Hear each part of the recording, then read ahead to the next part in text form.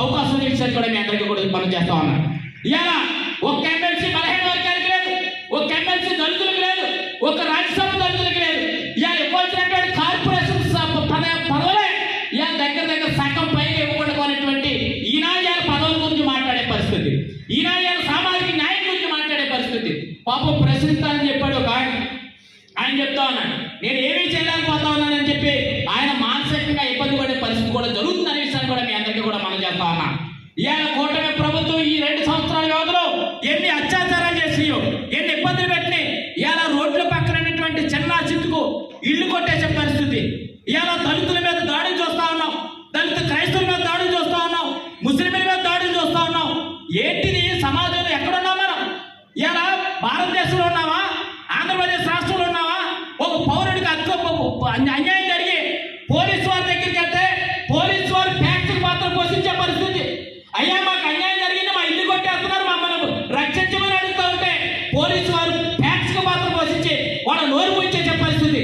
ఇవాళ ఇసుక తవ్వకాలు జరుగుతూ ఉంటే అక్కడ అడ్డుకుంటే వాళ్ళ మీద కేసులు పెట్టి వాళ్ళని ఇబ్బంది పెట్టే పరిస్థితి. ఇవాళ క్లబ్బులు ఏర్పాటు చేస్తూ ఉంటే క్లబ్బులు అడ్డుకునే వ్యక్తులు ఎవరైతే ఉన్నారో వాళ్ళని మళ్ళా కేసులు పెట్టి తీసేసే పరిస్థితి. పాపం మా నియోజకవర్గంలో మా గ్రామంలో క్లబ్ పెట్టాడు పాపం నాయకుడిగా.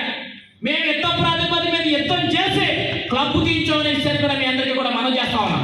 ఈ ప్రభుత్వంలో ఎంతసేపు కూడా ఎంత ఆదాయం వచ్చింది, ఎంత దాచుకున్నాం, ఎంత దోచుకున్నాం అనే పదం మీద పనిచేస్తూ ఉన్నారు తప్ప పేద ప్రజలకి ఇవాళ పాపం ఇవాళ తలుపు నియోజకవర్గం చూస్తే ఇవాళ వ్యాపారం పెట్టాలనుకుంటే మాకు ఎంత పర్సెంటేజ్, బాగా పెట్టుకోవాలంటే ఎంత పర్సెంటేజ్, బంధు షాపులకి ఎంత పర్సెంటేజ్, ఇవాళ చిన్న చిత్తుకు వ్యాపారం చేసే వాళ్ళందరికీ కూడా పర్సెంటేజ్ తీసుకునేటటువంటి ఎమ్మెల్యే ఈ నియోజకవర్గంలో ఉంటే ఇంకెక్కడ అభివృద్ధి అవుతుంది, ఇంకెక్కడ సంక్షేమ పాలన జరుగుతుందనే విషయాన్ని కూడా మనం ప్రశ్నించాలి. ఆనాడు 5 సంవత్సరాలు ఎమ్మెల్యేగా ఉన్నటువంటి కారుమూరి నాగేశ్వరరావు గారి నాయకత్వంలో అనేక అభివృద్ధి కార్యక్రమాలు తీసుకున్నాం. ఇవాళ ఏదైతే ఫ్లైఓవర్ బ్రిడ్జిని ఆనాడు కారుమూరి నాగేశ్వరరావు గారు తీసుకున్నటువంటి గొప్ప చొరవ వల్ల ఎంతవరకైనా పని అయింది. ఆ ప్రభుత్వం మన ప్రభుత్వం పోయిన తర్వాత ఎంతవరకు మళ్ళీ ఇంటికేసే పరిస్థితి లేదే. ఇది బాధాకరం కాదా అనే విషయాన్ని కూడా మీ అందరికీ కూడా మనం చేస్తా ఉన్నా.